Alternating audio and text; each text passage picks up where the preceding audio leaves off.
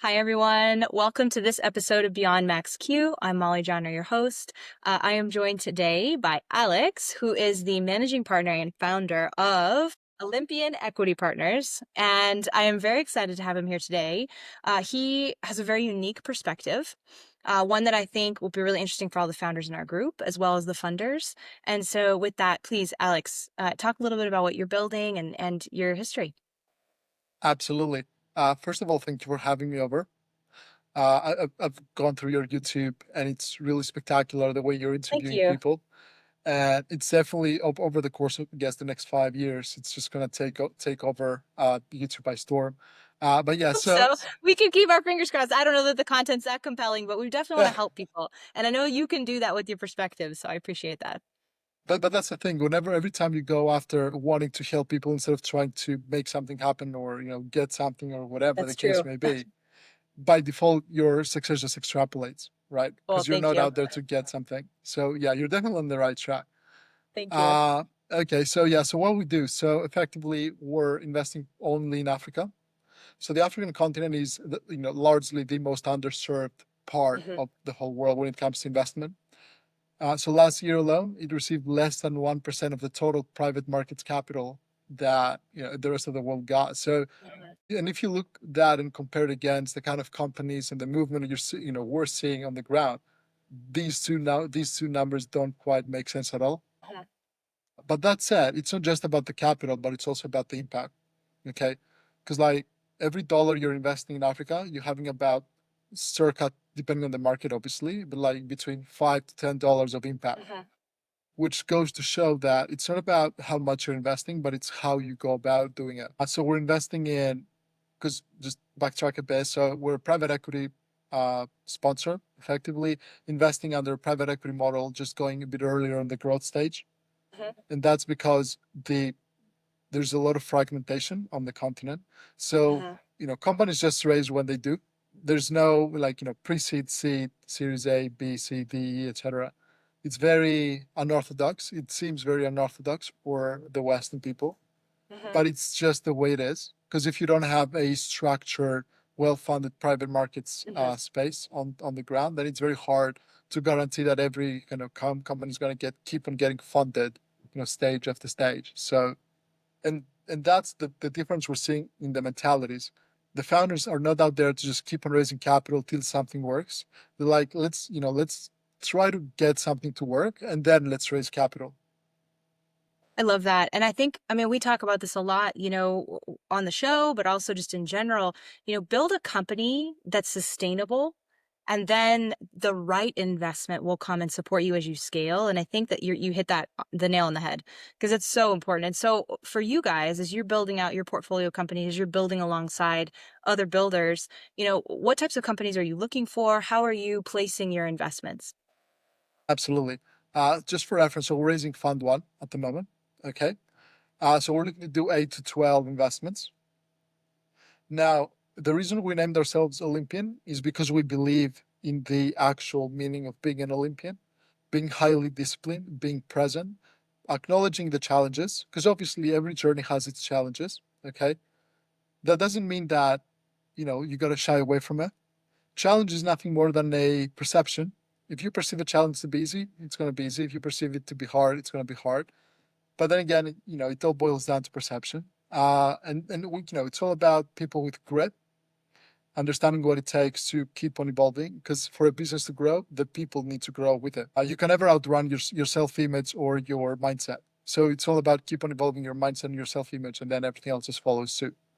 Now, having said that, the kind of business we're looking to invest predominantly are high growth, free cash flow positive, and then when it comes to getting all the other ingredients in place, so obviously the team. The team Mhm. needs to be focused. They need to be ambitious and with a clear mission about where they're going. Effectively, Okay. we don't see ourselves as capital providers. We see ourselves as facilitators, being there Mhm. to come with the right founders in the right companies and just help them scale into the international stage. I love that. So I want to talk about that a little bit more. What does it look like to scale a company on the international stage? I think some of our, because we have founders from all over the world, and I do think that the international audience gets spoken to a lot less than the companies in the States because we have the whole Silicon Valley. We have a lot of emphasis on startups here in the United States. So I would love for you to talk a little bit about what that looks like internationally. That's actually a really good point. As of this morning, I actually had a conversation in person with a great fellow from Nigeria. So he came over for a wedding and he insisted to meet up with us. So we worked with him on one of the transactions mentioned to you earlier that we're looking at the moment.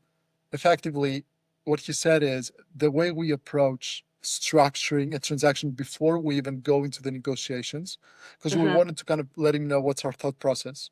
Yes. That's why, because as an investor, you have fiduciary duty to your investors, obviously, okay. But at the same time, we also have a fiduciary duty to the companies we invest in.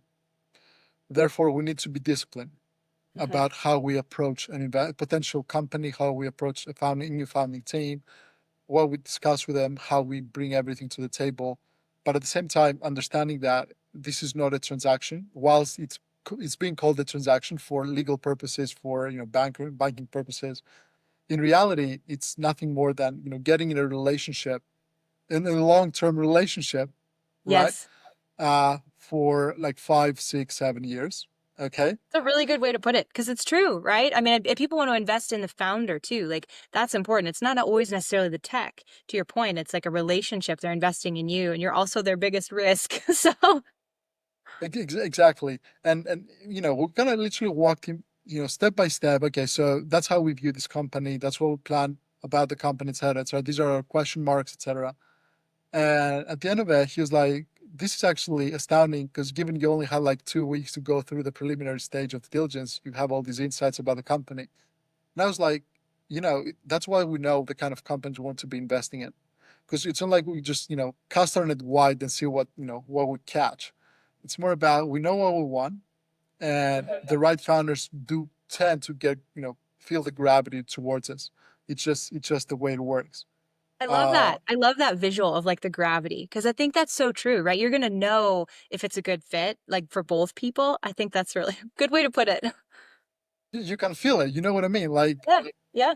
it's like when you go on a date and if you vibe with the other person, or you Right. meet a new friend, if you vibe with that friend. It's literally no different to that. Um, but yeah, so effectively, the business we want to invest in are across the energy sector. Electrification issues in Africa are really, really intense. Like no matter where you go, there's no country in Africa, especially in the sub-Saharan Africa region, that has consistently 24/7 access to Mm, electricity. okay. And I'm talking about like actual 24/7 round the I mean, clock that's access to crazy to think electricity. about. Like, just pause there. Like, thinking about like the world and everyone just, oh, turned on my light. There's my ring light. Here's this light. Like, it's just, it's going to work, right? You just think, oh, turn the light, it's going to work. Like that right there, like, is the thing for founders to have to think about. Do you have internet access? Do you have it 24/7? Like, at a disadvantage in terms of like being able to create and build. And so that's crazy to think about. Exactly. Like for example, so back in September 23, I was in Kinshasa, in DRC, Yes. Democratic Republic of Congo, and I was in the office, and out of the blue there was just an outage. I was like, "That's weird." Uh, you know, 10 minutes go by, 20 minutes go by, 30 minutes go by, an hour goes by, and I was like, "What's going on?"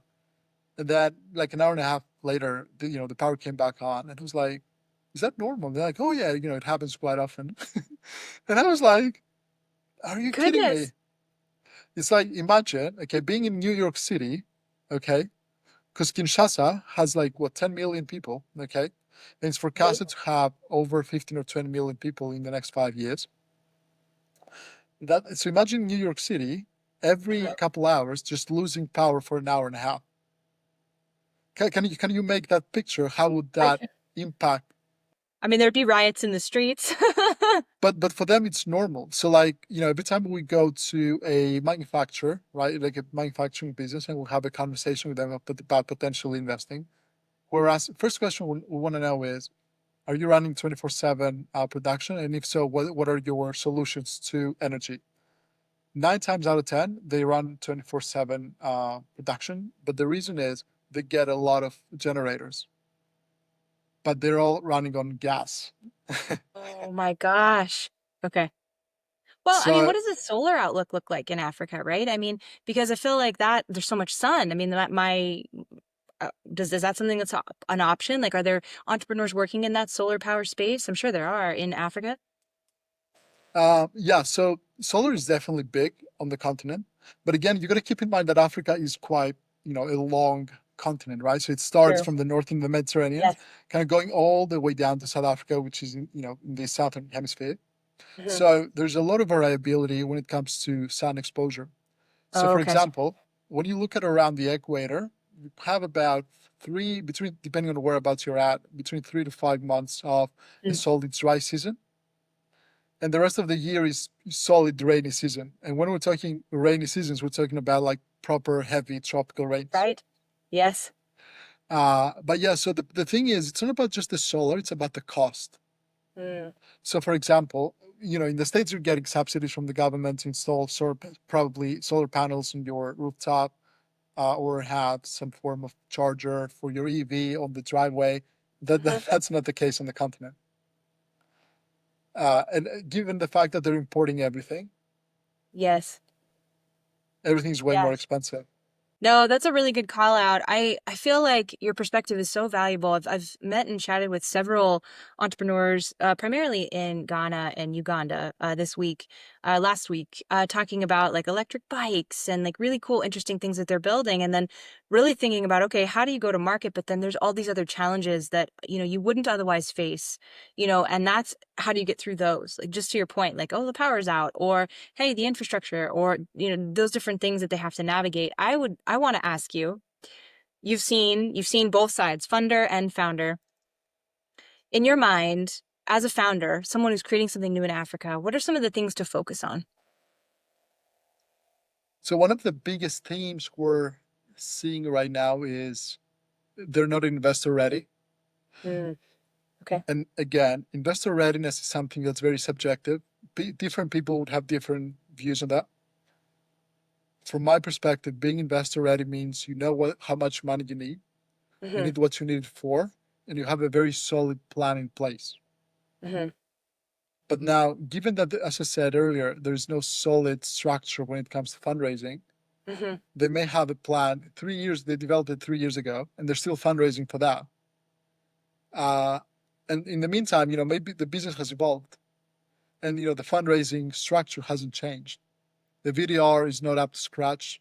You don't have all the data already there, so that the investor just goes through and checks all the information, do their own due diligence, and then come back to you with questions. So I think number one is investor readiness, but I think that's going to keep on getting better and better as time goes by. Another part is willingness to understand that sometimes where you're lacking operational expertise, you Mm, need to actually let people in. Because, you know, typically people are protective of equity, and I totally get it. yeah. But it's always about understanding how to structure a deal or a Hmm. transaction. Because you can structure, we're very happy to accommodate different types of structures as Hmm. long as there's a rationale for it. Okay, so if it's a family-owned business and we want to take majority because we know the family doesn't have internally the necessary, let's say, skill set, okay, or mindsets to go to the next stage, we can have within our network, a Hmm. group of people who can onboard. But at the same time, it's important to understand that that does come on the equity side as well. It should show on the equity side as well. And Yeah. we're happy to put in the documentation that, before we sell to another party, we can give back, X% of the equity so that the family gets back in majority. Hmm. That's So there's wonderful. always a I way didn't to be realize you did creative. that. Yes. So I mean, if you think about it, it's literally no big different. No, there's no big difference to that, versus any other negotiation, right? It's about it's got to be a win-win. We're always working on a win-win type of outcomes because then Mhm. number one, you're getting people's buy-in on a Yes. non-forceful basis. Yeah, well said. Well, and I think too, like, wait, okay, there's so much I want to unpack here. We don't have enough time for all of it, but I want to ask you, okay, you're in the middle of a negotiation as a founder. What are some things to negotiate for that maybe they wouldn't think about? So as a founder, typically what they're focusing on is the price tag, the valuation. Okay. So what I tell every single person, every single founder we ever speak to, because everyone is focused on the valuation, I'm like, you owning, 60% of your alleged pricing Mhm. of your, of the company doesn't mean anything. Because it's not, unless there's been an investment through an outside party, kind of crystallizing the value of the company, Right. then it's just arbitrary. Mm. The valuation is always going to be arbitrary. So focus on what the investor brings on board. If the investor brings in a holistic network that can help you get from, say, 10 million revenue to 100 or a billion, they bring in operational expertise to fill out your ranks. They understand who you are, what you do, and how. Okay, they're actually also offering mentoring and kind of Yes. evolving your mindset onto, look, yes, you've taken, it's a great job. You took your company from nothing to 10 mil, now from 10 to 100 and 100 to a bill. That's going to require a different mentality. And we're here for you. That's why Mm-hmm. we're coming on this journey. So it's about negotiating the partnership. Mm-hmm. I It's like that. like, yeah, because it's like with a friend, okay? Like if you go out with your best friend or a prospective best friend, you're not gonna start saying who's gonna pay the bill, Right. right? You're gonna go out and try to see if there's a good fit. You Mm-hmm. need to negotiate understanding. Effectively, what you should be negotiating is always on the soft side, because Yes. if it's around the relationship, everything else is gonna fall into place.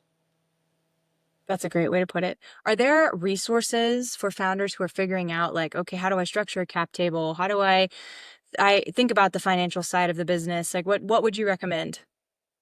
That's a great question. That one is tricky because it depends on the sector. Okay, Sure, sure. certainly the tech companies would have a much better chance of getting more people in their cap table. But at the same time, on average, tech companies tend to need more capital to get to the unicorn status. Okay, and that's just because of the nature of technology and how fast it evolves, and you need to stay competitive. But if we're talking for like general understanding as to what the cap table is, what's the value of the cap table, then there are a lot of podcasts out there. There's a lot of free information on YouTube and on the internet. Hmm. There's ChatGPT can literally untie your Probably. hands in probably 5 to 10 minutes. Um, Personally, what I find very interesting is not so much about taking outside perspectives, but more like encourage myself and challenge myself to think differently. So if I was a founder, and I think that's always a great exercise. Okay, kind of try to put yourself in a different situation Hmm. mentally and see the world from a different point of view. So if I was a founder, I'd be like, okay, I know that I have this company X doing Y. Hmm. Now I want to take it to the next level. I need some partners to get there. Hmm. Now, what do I actually need from my partners? Hmm. Like the same thing when when you're effectively, you don't no longer want to date around and you want to, settle down and get in a proper, healthy, seriously committed relationship. You have a Hmm. list of qualities you're looking to the person, right? It's Right. no different to that. So literally just be very clear as to how you actually see your company. Okay. Don't be afraid to see bigger than life. You need to be dreaming, way larger than life. Because why not? It's free anyway. I like that. Uh That's great. I think that's a good clip. Call out quote, right? Like you might as well dream because it's free. yeah, yeah, why not? And it's literally the more you dream, the more you become the dreamer, and the more your life tends to be dreamy. So life is not for the objective, life is for the imaginative. Hmm. I like that. That's So amazing. Well said. thank you. But yes, effectively, if I was a founder, I'd really be getting very clear as to what it is that I need. Hmm. For that, I need to understand where my skill set is not where it should be. Because first you cast the vision, right? So you have a Hmm. goal, and then you back work to where you are, and then Hmm. you see that you're going to evolve into that version of yourself who has the Hmm. abilities, capabilities, capacity, whatever it is, to deliver. But then you also need to do the same for your partner. because you need to have the partner to help you facilitate getting to that goal, right? Now, for that, it's a bit more nuanced because you need to, when you're trying to kind of pick up specific characteristics on other people, you really need to be self-aware because you need to face, the parts of yourself that, maybe are not looking too good. Right. Doesn't mean they're true. It doesn't mean they're true or hold any truth or validity to them, but you still have to face them. I want to also we don't have a ton of time, so I want to make sure we ask this question. So you're looking at so many founders over the course of the day, even you're talking to them. What makes a founder stand out? I think conviction, like genuine conviction in what they're on their mission. There is a great founder who was introduced to us. Incredible guy, incredible company, incredible mission and vision. When you hear him speak about his company, you don't hear, you can't even pick a smidge of a doubt. When I'm saying it's not even perceptible because it doesn't exist. Like the people who know that, they are going there, they know because in their minds, they're already there. Yes. And it's so clear that their only focal point is just that. They don't look left, they don't look right, and they don't have a plan B. Because there's no need to have a plan B if you have a very high degree of conviction. Yes. Yes, I like that. No plan B. Well, and for the sake of the time, we'll kind of start to wrap. We do end with one question, which is my favorite. What are you currently reading? Actually, I finished my book, The Part of Your Subconscious Mind, again last night, but I've ordered the How to Make a Few $1 billion yesterday. Just a few billion. How to make a few billion. So this is actually a great book, and I highly suggest you read it up. So effectively, the author, he built $7 billion businesses throughout his lifetime. Oh my goodness. I think he's like 50, 55 years old now or something like that. It is. I think he built his first $1 billion business when he was between 25 and 30-ish. Oh my. Give or take a few years, but some, maybe 25 to 35, definitely he built his first $1 billion business. But I'm really keen on reading that book because there's so much behind that. Yes. Because I read the synopsis of it, and it's literally he talks about the mindset. He talks about how to start changing neurologically the way you perceive the world and things in your life. And then, obviously, it makes sense, right? Because if you're linking everything to success, right? So if you have a challenge and then you link it to, I overcome that, and then I get success, then everything in your mind then automatically knows that there's only success. So it doesn't there's no fear, there's no doubt, and any of that. And I think that's tying back to your previous question, like a founder needs to be courageous. Yes. Like courage is probably one of the most underestimated qualities.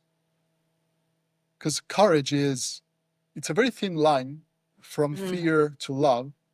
And courage is literally on the line.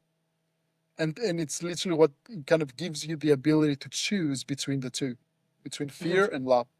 You're kind of a poet. I don't know if you realize that. Like some of the stuff, like philosophical, like some of the stuff you've been putting out the podcast, it's really good. I like it. We're going to have some good clips from it. I appreciate. Thank you so much for your time and your intention and all of the wonderful things you've shared today. It really was a privilege to interview you. So thank you. Thank you so much, Mollie. Really appreciate that. And when it comes to being a poet, I think people in finance need to be less boring, let loose a bit more on average. Because, life is too short. So why don't just, live it up, just have a good time, learn as much as you can.